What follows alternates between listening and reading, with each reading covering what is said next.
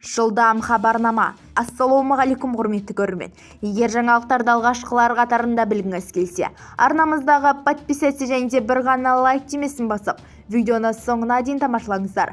Пияз артқан. 2 жүк көлігі Ресейге аспақ болған. Бұл туралы өңірдің мемлекеттік кірістер департаменті мәлімет етті. Ақтөбе облысындағы Жайсан автомобиль өткізу пунктінде Қазақстан-Ресей шекарасы, Шымкент қаласы мен Түркістан облысынан пияз тасымалдаған 2 ауыр жүк көлігі өтпек болған.